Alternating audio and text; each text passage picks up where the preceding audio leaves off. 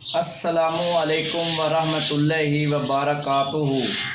बेलियां लगदियां ते सजनाओ वालो तगड़े हो, तगड़ियां रहना, घबराना नहीं।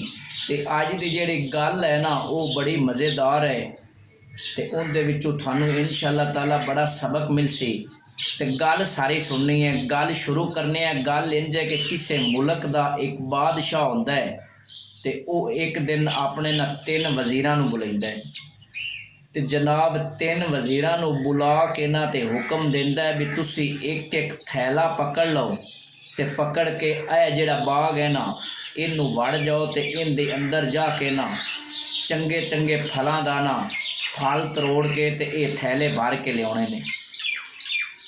जदों जनाब बादशाह हुक्म सुनाइंदा है ना तो वज़ीर बड़े हैरान होंदे ने भी बादशाह गल केड़ी कर दित्ती। वो वज़ीर तिन्ने एक एक थैला पकड़ते ने ते टुर जाते ने ते जनाब जिहड़ा पहला वज़ीर हुंदा है ना वो बादशाह दी पसंद के मुताबक बड़े मज़ेदार ते सोहणे ते चंगे फल तरोड़दा है ते उन्हां नाल अपना थैला भर लैंदा है। ते जदों भर लैंदा है तो जिहड़ा दूसरा वज़ीर हुंदा है ना उनके ज़हन च ये ख्याल होंदा है भी क्यों ना बादशाह केड़े फल वेखने ने, कुछ जो पक्के फल तरोड़दा है, कुछ मज़ेदार फल तरोड़दा है, कुछ कच्चे ते गले सड़े तरोड़ लैंदा है ते वो भी जनाब अपना जिहड़ा बैग है वो थैला है भर लैंदा है। ते जिहड़ा तीसरा वज़ीर हुंदा है ना वो सोचदा है भी बादशाह केड़े फल चैक करने ने, उन्हें तो सिर्फ थैला ही वेखना है ना, बैग ही वेखना है भी किंदा ज़्यादा भरिया है। वो जनाब काम की करता है, कोई गाह बूट ना कोई होर गंदियां पीलियां चीज़ां उस थैले दे विच ते बैग दे विच पा लैंदा है ते बैग नूं भर लैंदा है ते भर के जनाब वो तिन्ने टुर पौंदे ने। ते जदों बादशाह दी कचहरी जांदे ने ना ते बादशाह हुक्म दिंदा है अपने सिपाहियां ते फौज नूं भी इन्हां तिन्नां नूं ना फलानी जेल दे विच ना अलहदे कमरियां दे विच बंद कर दिओ ते इन्हां नूं 1 महीने तक कोई राशन कोई पानी रोटी नहीं देनी। ते जनाब बादशाह दे हुक्म दी तमील होंदी है। उन्हां 3 वज़ीरां नूं ना वो जनाब जेल दे विच कर दिंदे ने बंद। ते जदों बंद कर दिंदे ने ना ते हुण जिहड़ा वो वज़ीर पहला हुंदा है जिन्हें चंगे ते सोहणे फल तरोड़े हुंदे ने उनदे तां जनाब वारे न्यारे हो जांदे ने ते वो फल विच खांदा है ते रजदा है ते उनदा महीना बड़ा चंगी तरह ते अच्छा गुजर जाता है। ते जिहड़ा जनाब दूसरा वज़ीर हुंदा है जिन्हें कुछ फल तो चंगे तरोड़े हुंदे ने ते कुछ गले सड़े तरोड़े हुंदे ने वो जनाब वो फल खा के ना ते हो जाता है बड़ा बीमार है।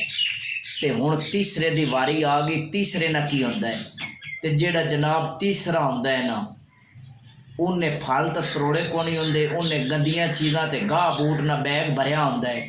उनदे नाल जनाब हुंदा की है वो जनाब 2-3 दिन 4 दिन तक जिंदा रहिंदा है ते भुख प्यास की वजह तो वो जाता है मर। दोस्तों ते बेलियो गल सुनाण दा मकसद ये है कि ये जिहड़ी दुनिया है ना ये साडे वास्ते है बाग। हुण बस ही सारे बाग दे विच फिरने असीं हुण इत्थे चंगे काम चंगे आमाल करांगे तो सानू चंगा फल मिलसी, सोहना मिलसी। अगर असी दुनिया ते चंगे आमाल चंगे काम ना कीते तो सानू फल सोहना नहीं जे लभना, गलिया सड़िया लभना है तो फिर सानू बड़ा नुकसान उठाना पौना है। तो इस वास्ते दोस्तों बेलियो ये दुनिया जिहड़ी बाग है ना इहदे विच सानू चंगे काम करने चाहिए ने, चंगे आमाल करने चाहिए ने। अल्लाह ताला ने इंसानां नूं बनाया किसी मकसद वास्ते तो मकसद की है, वो मकसद ये है भी चंगे काम करो ते अल्लाह ताला दी इबादत करो। ते दोस्तों जिहड़ी कबर है ना वो साडे वास्ते है जेल। अगर असी इत्थों चंगे अमाल लेके जावांगे ते कबर दे विच परेशानियां तो मुसीबतां तो ते दुखां तो बच जावांगे। अगर असी दुनिया ते बुरे काम कीते गंदे काम कीते तो फिर कबर दे विच सानू दुख ते परेशानियां ही मिलनियां ने, और कोई चीज़ नहीं मिलनी। ते अल्लाह ताला मेरे दोस्तां ते बेलियां ते सज्जणां नूं खुश रखे। अल्लाह निगहबान।